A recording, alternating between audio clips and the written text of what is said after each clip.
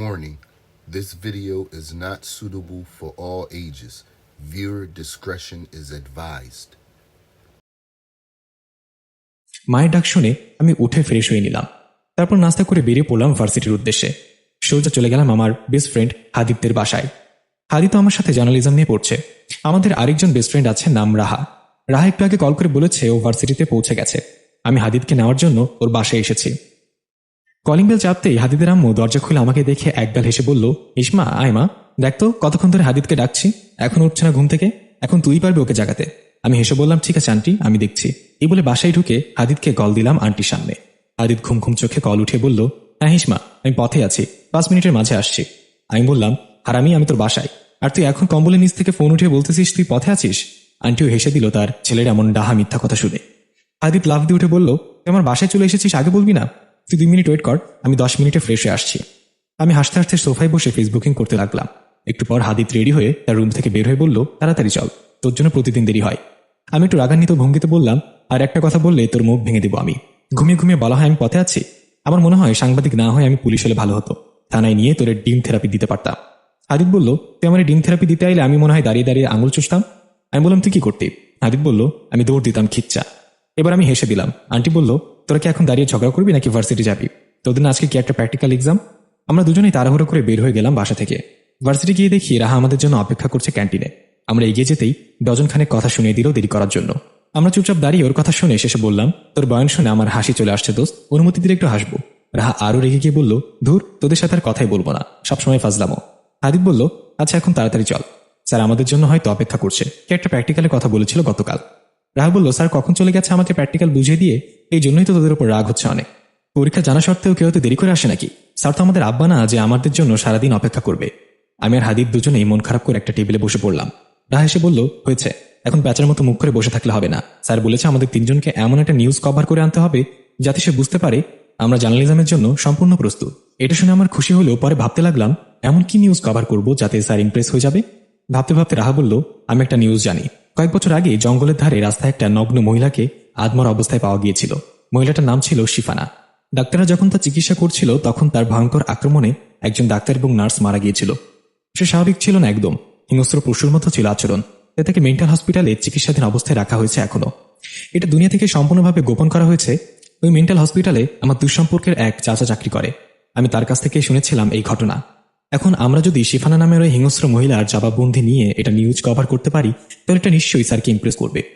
রাহার কথা শুনে আমরাও রাজি হয়ে যাই।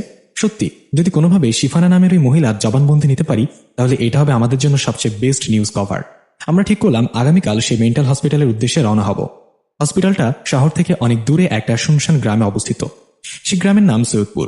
বাসে করে খুব সহজেই সেখানে যাওয়া যায়। তাই আমরা আগামীকাল সৈয়দপুরে যাওয়ার জন্য 3টা টিকিট কেটে নিলাম। রাহা বলল, এই নিউজটা কভার করা আমাদের জন্য মোটেও সহজ হবে না। যেহেতু তারা শিফানাকে দুনিয়া থেকে আড়াল করে রেখেছে তাই আমাদেরকেও দেখা করতে দিবে না। আমি বললাম, তাহলে তো এটা অনেক রিস্ক হয়ে যাবে আমাদের জন্য। হাদিদ বলল, আর এসব রিস্ক না নিলে সাংবাদিক হওয়া যায় না। আর দেখ না, আমি ডায়রিয়া হওয়া সত্ত্বেও এখানে বসে বসে কয়েকবার গ্যাস বিস্ফোরণ করলাম, তোরা কেউ বুঝতে পারলি না? ডায়রিয়া অবস্থায় গ্যাস বিস্ফোরণ করাচ্ছে বড় রিস্ক আর কি হতে পারে? রাহা বলল, খচ্চর, যা এখান থেকে, মুখে কিছু আটকায় না তোর? আমি বললাম, ওর মুখে আটকাবে কেমনে? ও তো প্রতিদিন কোলগেট দিয়ে দাঁত ব্রাশ করে, তাই যা খুশি তাই বলে দেয় হারামজাদা। 2টা মেয়ের সামনে এসব বলতে লজ্জা করে না তোর? হাদিদ বলল, তোরা কি মেয়ে নাকি? মেয়েদের মতো দেখতে এক ধরনের বিরল প্রজাতির প্রাণী তোরা একদিন ডাইনোসরের মতো বিলুপ্ত হয়ে যাবি দেখিস। রাহা বলল, যা ভাগ এখান থেকে। হাদিদ বলল, আচ্ছা তোরা খাবার অর্ডার কর, আমি একটু ওয়াশরুম থেকে আসছি। এই বলে হাদিদ চলে গেলে রাহা আমাকে বলল, ইসমা চল আজকে হাদিদের সাথে একটা প্রাঙ্ক করি। আমি বললাম, কিরকম প্রাঙ্ক? রাহা বলল, হাদিদ তো ভিতর ডিম, ভূতের কথা শুনলে কান চেপে ধরে, আজকে কি ভূতের সামনাসামনি করব। আমি বললাম, আইডিয়াটা কিন্তু ভালো, কিন্তু এই দিন দুপুরে ভূত কোথায় পাবো? রাহা নিজের চুলগুলো এলোমেলো করে ঠোঁটে লাল লিপস্টিক দিয়ে মেকআপ করে পুরো চেহারা সাদা করে একদম ইংলিশ হরর মুভির ভূতের মতো সাজলো। আমি তো দেখে পুরোই অবাক। রাহাকে সত্যি সত্যি অতৃপ্ত আত্মার মতো লাগছে। রাহা বলল, হাদিদ এখনো ওয়াশরুমে, চল ওকে ভূতের দর্শন করে আসি।